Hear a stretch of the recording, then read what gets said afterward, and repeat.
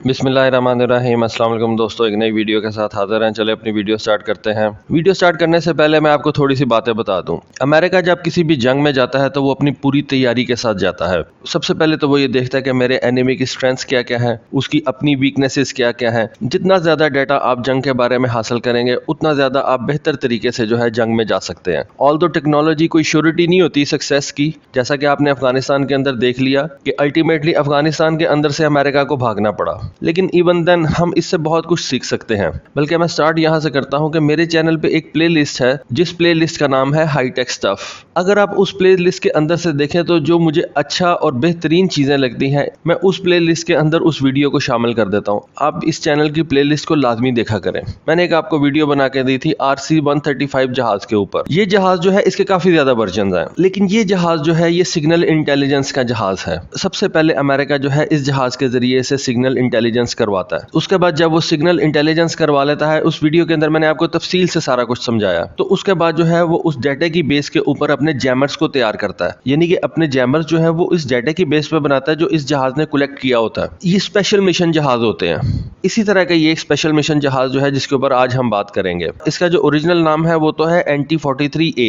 लेकिन इसको जाना जाता है रैट 55 के नाम से। इस साल मार्च अप्रैल के अंदर एक तस्वीर आई जिसके अंदर एक हेवीली मॉडिफाइड बोइंग 737 जहाज जो है B-2 स्टेल्थ बॉम्बर के साथ फ्लाई कर रहा है। ये तस्वीर जो थी ये मुजावर डेजर्ट से किसी एक आम इंसान ने खींची थी। डेफिनेटली तस्वीर जो थी किसी मोबाइल कैमरे से खींची गई होगी। इस वजह से इस तस्वीर को अगर आप जूम करें तो उसके जो है वो पिक्सल फट जाएंगे और उस जहाज को देखना जो है काफी ज्यादा मुश्किल था। लोगों ने कहना शुरू कर दिया कि ये कौन सा जहाज है। लोगों को बिल्कुल नहीं पता था। इस जहाज के बारे में स्पेकुलेशन स्टार्ट हो गई कि ये किस किस्म का जहाज अमेरिका ने बनाया है और इसका फंक्शन क्या है, ये क्या काम करता है। डेफिनेटली अगर ये B-2 स्टेल्थ बॉम्बर के साथ उड़ा है तो फिर इसका उसके साथ कोई ना कोई ताल्लुक तो जरूर होगा। तस्वीरें जो सामने आई उनमें यह पता लगा कि या तो ये जहाज जो था ये B-2 स्टेल्थ बॉम्बर के पीछे होता था या उसकी साइड पे फ्लाई कर रहा होता था या कभी उसके आगे फ्लाई कर रहा होता था। कहने का मकसद यह है कि ये जहाज जो है ये B-2 स्टेल्थ बॉम्बर के मुख्तलिफ प्रॉक्सिमिटीज के अंदर फ्लाई कर रहा था। यानी कि कभी साइड पे, कभी आगे से, कभी पीछे से। यानी कि कभी B-2 स्टेल्थ बॉम्बर के आगे, कभी B-2 स्टेल्थ बॉम्बर के पीछे और कभी B-2 स्टेल्थ बॉम्बर की साइड पे। अब अगर आप इस जहाज को देखें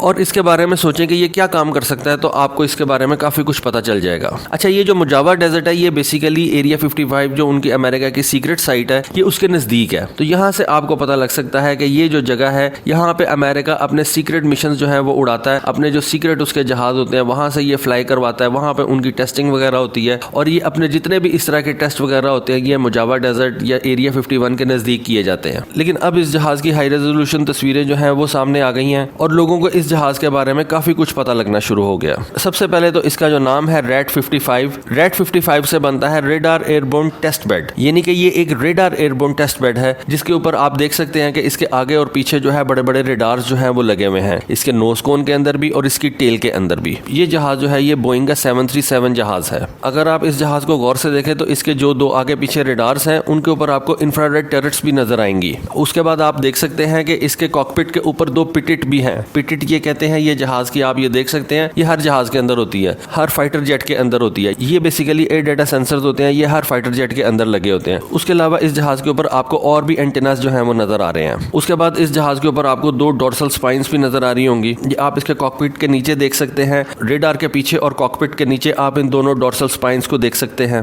हो सकता है कि ये साइड माउंटेन एईसा रेडार्स हों। उसके बाद इस जहाज के फ्यूजलाज के ऊपर आप देख सकते हैं कि इसका कलर जो है वो चेंज है। पॉसिबल है कि यहाँ पे फ्यूचर के अंदर वो इसके ऊपर सैटेलाइट कम्युनिकेशन का कोई इक्विपमेंट लगाएं, क्योंकि ये जहाज के ऊपर वाली साइड के ऊपर है। इस वजह से ये समझा जा सकता है कि यहाँ पे हो सकता है कि वो कोई सैटेलाइट कम्युनिकेशन का सिस्टम लगाएं। सैटेलाइट कम्युनिकेशन भी हो सकती है, कोई और चीज भी हो सकती है। अच्छा, जैसा कि मैंने आपको बताया कि मार्च के अंदर इसकी तस्वीर आई थी और उसके बाद अब ये जून के अंदर इसकी तस्वीर आई है। तकरीबन 3 महीने के अंदर इसकी 2 दफा जो है तस्वीरें आ गई हैं। जो मार्च के अंदर तस्वीर आई थी वो इतनी हाई रेजोल्यूशन नहीं थी, लेकिन अब ये जो आपके सामने तस्वीरें हैं ये हाई रेजोल्यूशन तस्वीरें हैं। आप एक बात ज़हन में रखें कि इस वक्त अमेरिका जो है अपने B-21 रेडर बॉम्बर के ऊपर काम कर रहा है। B-2 को उसने रिटायर कर देना है और B-21 के ऊपर वो इस वक्त वर्किंग कर रहा है। ये जहाज जो है ये आप अगर देखें तो ये B-2 के आगे या पीछे या साइड पे फ्लाई करता है और इसका नाम भी यही सजेस्ट कर रहा है कि ये रेडार एयरबोर्न टेस्ट बेड है। देखिए होता क्या है कि जब भी आपको स्टेल्थ जहाज बनाते हैं तो उसके सबसे पहले तो आप जो है वो जमीन के ऊपर टेस्टिंग करते हैं। उसका रेडार क्रॉस सेक्शन जो है आप जमीन के ऊपर मैयर करते हैं। उसके लिए क्या करना पड़ता है कि आप जहाज को जमीन पे एक हाई ग्राउंड के ऊपर रख देते हैं। डेफिनेटली नीचे सपोर्ट होती है, कोई पिलर वगैरह के ऊपर आप जहाज को रख देते हैं और उसके बाद सामने से आप एक रेडार बीम बीम मारते हैं और वहां से जो है उसका रेडार क्रॉस सेक्शन जो है उसको नोट करने की कोशिश करते हैं। लेकिन जैसा कि मैंने आपको बताया कि अमेरिका हमेशा यही कोशिश करता है कि उसके पास एक्यूरेट डाटा हो। अब ये आप तस्वीर देख सकते हैं कि ये F117 की तस्वीर है। इस तस्वीर के अंदर F117 जो है एक पिलर के ऊपर उन्होंने रखा हुआ है। डेफिनेटली वो इसलिए रखा हुआ है कि इसके सामने एक रेडार है और रेडार जो है इसके ऊपर अपनी बीम छोड़ा है और उसके बाद जो है वो इसका RCS कैलकुलेट करेगा।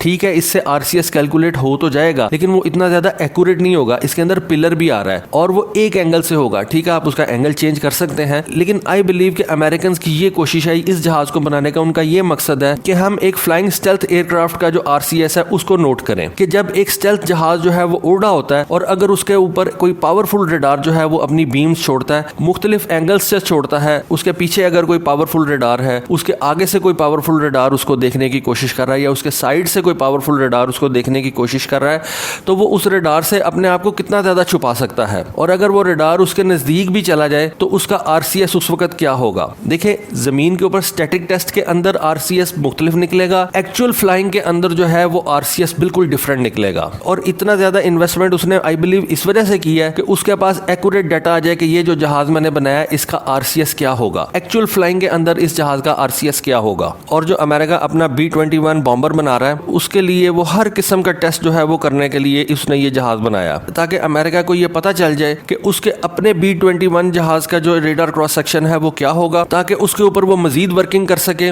और दुश्मन जो है उसको कितनी नजदीक से देख सकता है उसके ऊपर फिर आगे जाके वो इस जहाज की टैक्टिक्स भी बनाएगा। यानी कि चाइना जो है वो इस जहाज को कितनी दूर से देख सकता है। देखिए, स्टेल्थ जो होता है वो इनविजिबल नहीं कर देता जहाज को, वो सिर्फ ये काम करता है कि जहाज को आप ज्यादा दूर से नहीं देख सकते। जब जहाज आपके नजदीक आ जाता है तब आपका रेडार जो है वो उसके ऊपर विजिबल होता है, बिल्कुल इनविजिबल नहीं हो जाता स्टेल्थ से। उसके अलावा आपको पता है कि अमेरिका और दूसरे तीसरे स्टेल्थ जहाजों के ऊपर भी काम कर रहा होगा, 6th जनरेशन जहाज के ऊपर भी वो वर्किंग कर रहा है, तो उसका रेडार क्रॉस सेक्शन भी उसने नोट करना है कि ये रेडार क्रॉस सेक्शन इसका जो हमने जहाज बनाया वो कितना है। तो ये जो सारी चीजें हैं ये मिल मिला के रैट 55 जहाज को एक बहुत इंपॉर्टेंट जहाज बना देती हैं। और आज से पहले इस जहाज की कोई भी जो है वो इतनी हाई रेजोल्यूशन तस्वीर सामने नहीं आई हुई थी दुनिया के, और ये एक मिस्ट्री जहाज था दुनिया के लिए कि ये अमेरिका ने क्यों बनाया, ये B-2 के साथ क्यों फ्लाई कर रहा है। तो दोस्तों, ये एक मेरा छोटा सा एनालिसिस था इस जहाज के ऊपर, होपफुली आपको पसंद आया होगा। इसके बारे में आपकी क्या राय है, प्लीज अपनी राय से जरूर आगाह कीजिएगा। और ये जो मैंने RCS 135 के ऊपर वीडियो बनाई थी इसको लाजमी देखिएगा, और ये जो मेरी प्लेलिस्ट है हाईटेक स्टफ वाली, इसके अंदर जो वीडियोस हैं उनको लाजमी देखा करें, आपको बहुत सी चीजों का पता चलेगा। तो दोस्तों, आज के लिए बस इतना ही। Thank you, Allah Hafiz.